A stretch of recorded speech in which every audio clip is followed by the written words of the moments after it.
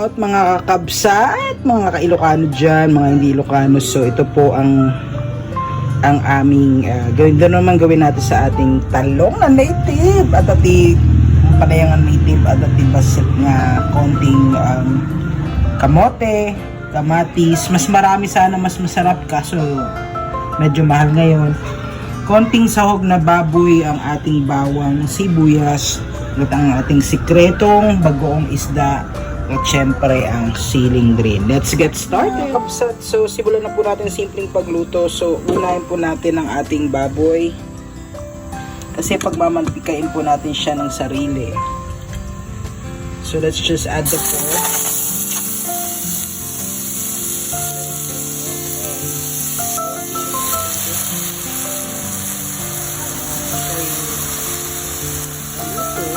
Konting asin.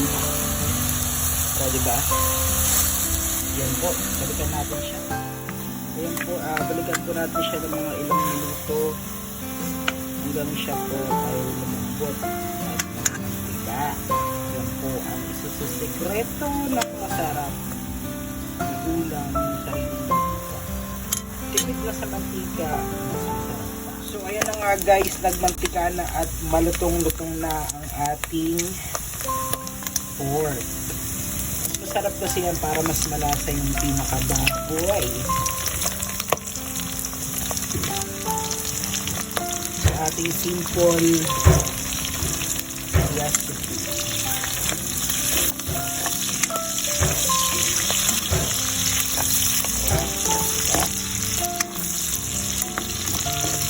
Sibuyas, then ang bawang.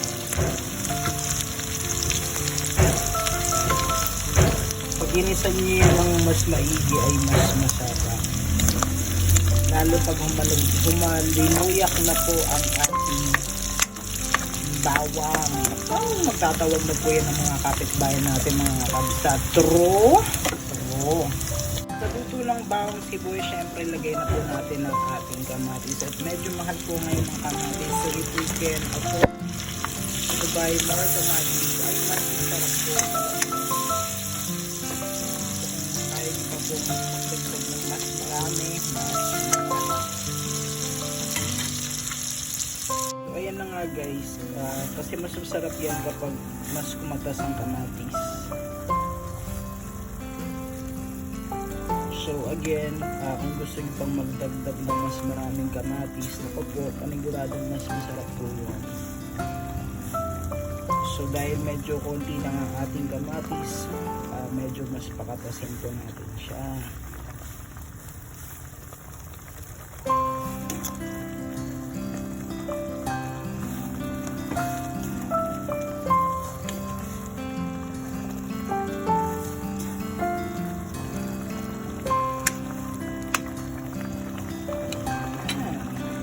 Pinapakatas pa po natin ang ating pinaka-tomatoes, ang ating kamatis. At pinuluto na mas pinalalasan pa ang ating pinakasago. Yung baboy, pwede na po natin ilagay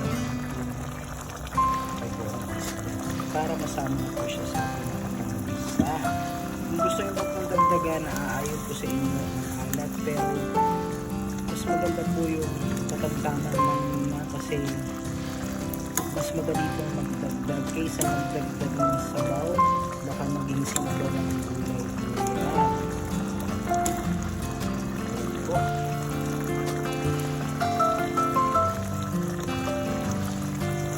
Diba? Pakuluan lang natin sa ganun po ang isa sa sikreto ng mas masarap na pinakbet na Ilocano. So if we have kamote, lagyan po natin para medyo malinis-linis ang ating buhay. Mas nagsasubside po dyan yung alat ng ating bagoong isda. Sama na po natin sa pagkulo dahil medyo matagal po yan lumambot para nagagi. Diba? Balikan po natin siya after a few minutes later. So ata na pag malambot na po ang ating pinaka kamote. Tsaka po natin lagay ang ating native na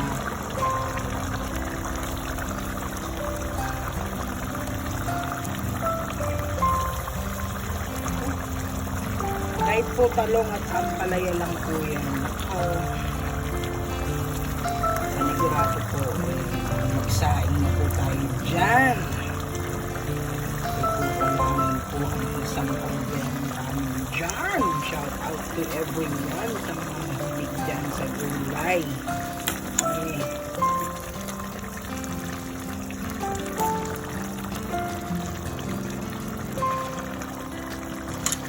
Good for the whole family po na yan. So ayan na nga mga kapsat, mga kapatid, mga ka-vlogger, mga mahilig kumain, mga mahilig magluto. So pagkalagay po ng talong, lutuin po natin siya ng konti. Tapos pwede rin po tayong maglagay ng betchin, parang neutralizer siya sa pinakaalat po ng ating native pinaka-pep. So lutuin lang po natin siya ulit.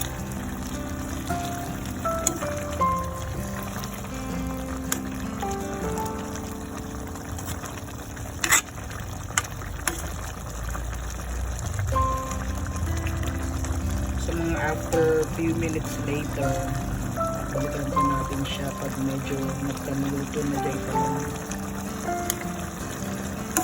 Kasi yan pong lalagay natin yung sunod. Titin po yun. Mga 5 minutes siguro ay mabalilan. Shout out! So ayan na nga guys, medyo luto na ang ating talong. Isabay na po natin ang ating native na ampalaya. Manamis na mapait na healthy paning. Masarap po itong ampalaya na to. This is also native ampalaya. Yan pa lang talaga ay nakiso. Ay san pa pa, sabi nga nila nada.